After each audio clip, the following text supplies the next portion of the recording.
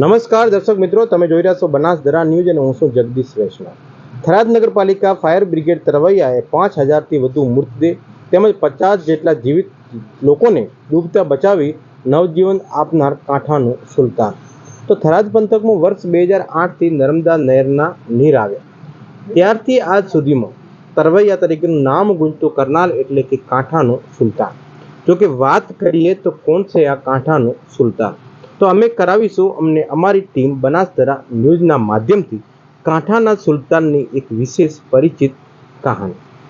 તો બનાસકાંઠા જિલ્લાના સરહદે આવેલા એટલે કે થરાદમાં મુસ્લિમ મીર સમાજમાં જન્મેલા સુલતાન મીર તેમની ત્રીજી પેઢીમાં તરવૈયા તરીકેનો વારસો સંભાળી રહ્યા છે. ત્યારે વધુમાં વાત કરવામાં આવે તો સુલતાન મીરનું તરવૈયા તરીકેનું સમગ્ર રાજ્યમાં કેવી રીતે નામ ગુંજ્યું, તો જેમાં જણાવી દઈએ કે દેશના વડાપ્રધાન નરેન્દ્રભાઈ મોદી ગુજરાતના મુખ્યમંત્રી હતા.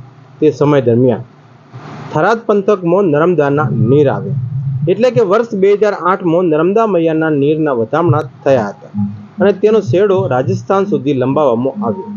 ત્યારે મુખ્ય નર્મદા નહેરમાં વહેતા પાણીના લોકોએ પડતું મૂકી જીવન ટૂંકાવવા તેમજ તરસ छिपाવવા નહેરમાં ઉતરતા લોકોના પગ લપસી જવાને કારણે પાણીમાં ગરકાવ થઈ જવું. ત્યારે આવી મુસીબતોમાં આવા લોકોના જીવ બચાવવા અથવા 30થી 40 ફૂટ ઊંડા પાણીમાં ગરકાવ થઈ ગયેલા લોકોના મૃતદેહોની શોધખોળ હાથ ધરવા સૌ કોઈ સુલતાન મીરનો સંપર્ક કરે. ત્યારે સુલતાન મીર એક તરવૈયા તરીકેની સાચી ભૂમિકા ભજવી. રાત હોય કે દિવસ, તાપ હોય કે શિયાળાની કડકડતી ઠંડી હોય, કંઈ પણ વિચાર્યા વગર મુખ્ય નર્મદા નહેરના પાણીમાં છલાંગ લગાવી મૃતદેહોને બારે કાઢી પરિવારને સોંપવાનું કામ કરી રહ્યા છે. ત્યારે આજ સુધીમાં સુલતાન મીરે 5,000થી વધુ લોકોના મૃતદેહો, 50થી વધુ લોકોને ડૂબતા બચાવી નવજીવન આપ્યું છે. તેમાં થરાદ પૂરતું જ નહીં, ઉત્તરમાં રાજસ્થાન અને દક્ષિણમાં દિયોદર, કાંકરેજ વગેરે તાલુકાઓમાં પસાર થતી મુખ્ય નર્મદા નહેરમાં ગરકાવ થયેલા લોકોની શોધખોળ કરવા પાણીમાં કલાકો સુધી વિતાવે છે. ત્યારે ગૌવંશ તેમજ વન્ય પ્રાણી નીલગાય જેવા અબોલ પશુ પ્રાણીઓના જીવ બચાવવા દોટ મૂકે છે. અને ગ્રામીણ વિસ્તારોમાં ઊંડા તળાવો હોય કે પછી 2015-17નું પૂર હોય, સુલતાન મીરે પોતાની ફરજમાં ક્યારે પાછળ વળીને જોયું નથી. સુલતાન મીરનું કહેવું છે કે મારા દાદા તરવૈયા હતા, તેઓ પણ લોકોની સેવા કરવા જતાં પાણીમાં મોતને ભેટ્યા હતા. પિતાજી પણ તરવૈયા હતા, તેથી શહેરમાં આવેલા ટાંડા નામના તળાવમાં મોતને ભેટ્યા હતા. ત્યારે આ ત્રીજી પેઢીમાં તરવૈયા તરીકેનો વારસો હું સંભાળી રહ્યો છું અને હાલમાં થરાદ નગરપાલિકા ફાયર બ્રિગેડ વિભાગમાં તરવૈયા તરીકેની જવાબદારી ફરજ નિભાવી રહ્યો છું. જેમાં ફાયર બ્રિગેડમાં ફરજ બજાવતી સમગ્ર ટીમને તરવૈયાની તાલીમ આપી અને ત્યારે પણ પોતાના તાલીમાર્થીઓને પાણીમાં તરવાનું શીખવાડી રહ્યા છે. સુલતાન મીરને 15મી ઓગસ્ટ તેમજ 26મી જાન્યુઆરીએ જિલ્લા કક્ષાની ઉજવણીમાં બનાસકાંઠા જિલ્લા કલેક્ટર તેમજ રાજકીય નેતાઓના વરદ હસ્તે સન્માનપત્ર એનાયત કરવામાં આવેલ છે. જેમાં બનાસકાંઠા જિલ્લામાં તરવૈયા તરીકેની સારી ભૂમિકા ભજવી કાંઠાના સુલતાન તરીકેનું નામ રોશન કરવામાં આવ્યું છે. Bureau report, Banasdara news. અહેવાલ બરકત રાઠોડ, થરાદ. 2008થી નગરપાલિકાની અંદર સેવા બજાવું છું.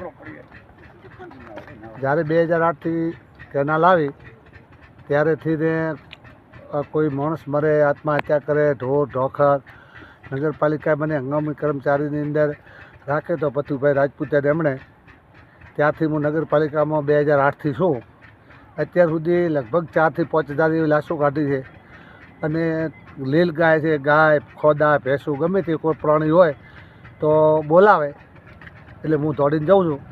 એના પછી ફાયરની ટીમ આવી અને ફાયરના માણસો આવ્યા, એમને પણ પહેરીને સપોર્ટ કરી અને મારી જે હું ફરજ આવે છે એ હું બજાવું છું. અને હંગામી કર્મચારી તરીકે છું હું.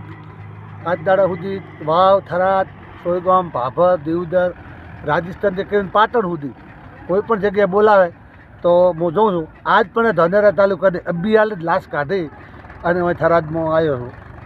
આજે ઠાકોરનો છોકરો પડી ગયો હતો અને લાકડી મામલતદાર અને રૂડાભાઈ સાહેબે ધાનેરાથી ફોન કર્યો હતો કે અમારે ધોનેરા તાલુકાનો છોકરો પડ્યો છે તળાવમાં, તો સુલતાનભાઈ આવી અને તમે કાઢો. બને તો સુધી મારા ગરીબ માણસો કોઈ પૈસા, કોઈ પાસે લાલચ રાખતો નથી, કોઈ પાસે લોભ નથી રાખતો, કોઈ જાતિભેદ મનભેદ મારું તારું કર્યા વગર મારે કોઈ પણ તકલીફ હોય, મારો પગ ભાગેલો હોય, મારા ઘરે કોઈ અવસાન થયું હોય, મારા ઘરે કોઈ લગ્ન થયેલા હોય, તો પણ એ હું ગણતો નથી અને તાત્કાલિક